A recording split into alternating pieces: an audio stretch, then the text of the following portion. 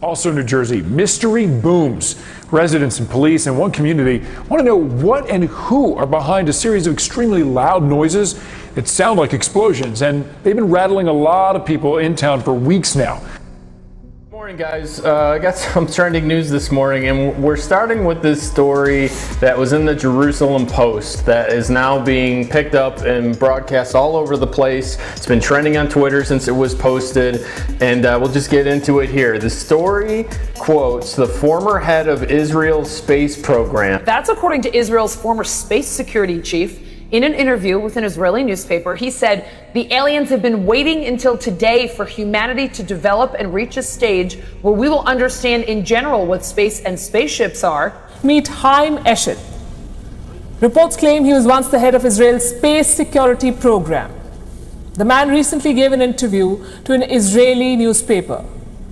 What he said was out of the world, quite literally. He said aliens not only exist, but have also made contact with humanity. That should be great news. Well, this is quite a story, and it comes from the man who headed Israel's space security program for nearly 30 years. Qam Yasharahla is making the extraordinary claim that the United States and Israel have been in contact with a group of aliens for years. Not immigrants, but extraterrestrials. Listen up, all you believers. 2 classified Pentagon reports on UFOs have been revealed, including a newly leaked photo. Here it is, showing what the pilot described as a silver object found hovering above the Atlantic Ocean. And if you zoom in, it appears to be some sort of triangular object. The report reportedly could not rule out alien or non-human technology. Now, here's where it gets really weird. There is some speculation that some UFOs are able to move through the air and underwater, raising the possibility that aliens are operating beneath the ocean. You know what they say, Jeff, that we know more about the moon and outer space than we know about our own ocean.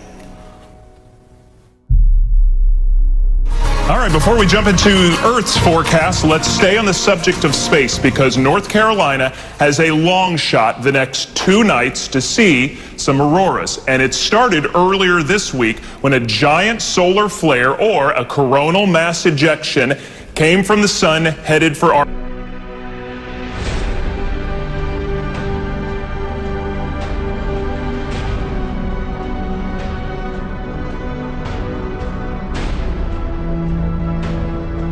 Well, we turn now to a new book that explores what scientists call the 6th extinction, the massive dying off of animal and plant life that is happening today. Up to 50% of all living species are in danger of disappearing by the end of the century.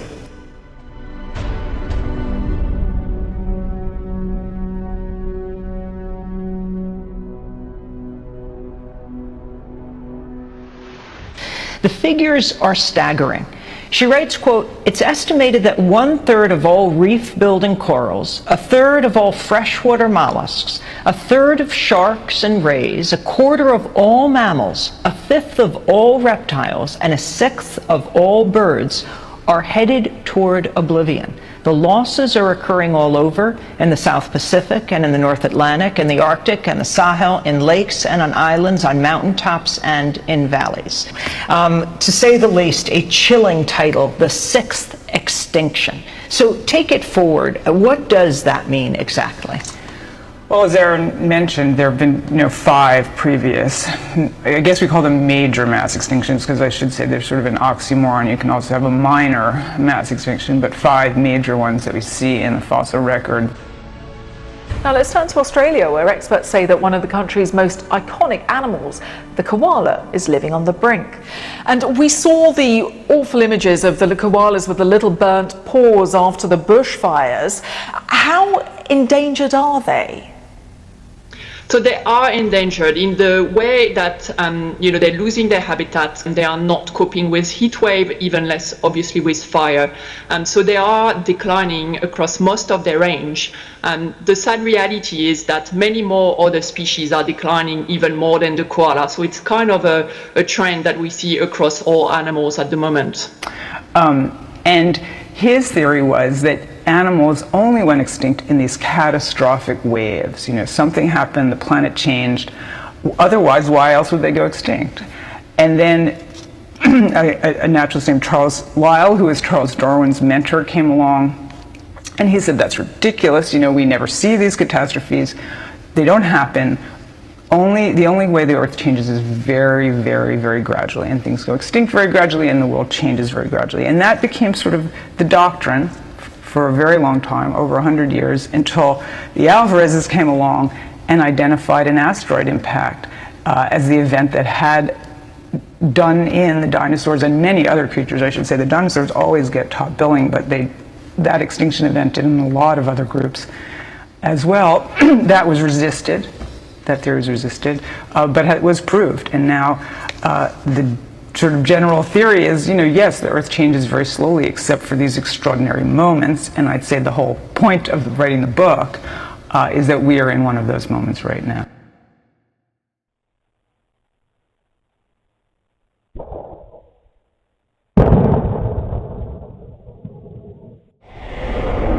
We live out here because it's quiet. They say it's disturbing the peace and quiet that people in Mullica Township are used to. Oh my God. Yes, I heard a really loud bang, like it shook the entire house. Over the past month, police have gotten numerous 911 calls. There was just a tremendous explosion nearby. From folks hearing extremely loud noises that sound like explosions. It's been happening once a week. I mean, it's almost blowing our houses off the foundation. Over the weekend, they were so close to my house that it made us uneasy, that just something's not right. A little bit between a shotgun and a cannon. It just sounds like it's a bomb dropped from a plane. The repetition was just seconds apart. It just just put questions in my head. You know, are we being invaded or that kind of thing? That's how severe it was. Exactly. They're living in the center of Earth just like they're living in the center of the moon. He thinks they're in the moon. Oh, Jeff has his candy shell He thinks the moon's theory. inside out. He's not going to let go of that. I like it. I think we have a lot to learn when it comes to alien life. I think it's all been classified for a reason. I think it's dripping out. I think most people know. I think most people think there are. We're starting to. I think we know the tip of the iceberg, bro. All right. Okay. All right. I know we're at a frat bar. Let me turn my hat backwards. Play some darts. Beer pong. I am here to discuss the so-called flying saucers. Since 1947, we have received and analyzed between 1,000 and 2,000 reports. We can say that the recent sightings are in no way connected with any secret development by any department of the United States. You know, that wasn't my forte. But we started seeing things. And once you've seen something, you get addicted to it. You want to see more and more and more. I was born and raised in the Denver area. From the time I moved here, all I heard were UFO stories from the locals, and I just giggle and say, we need a UFO watchtower, never thinking I would ever do it. It's phenomenal at night. You can see every star in the sky. They've had documented sightings in this valley since the 1500s. There are more sightings here per capita than any place else in the world. Now, why they're coming here, we don't know. I've seen 29. The closest one was between here in the mountains and part way down.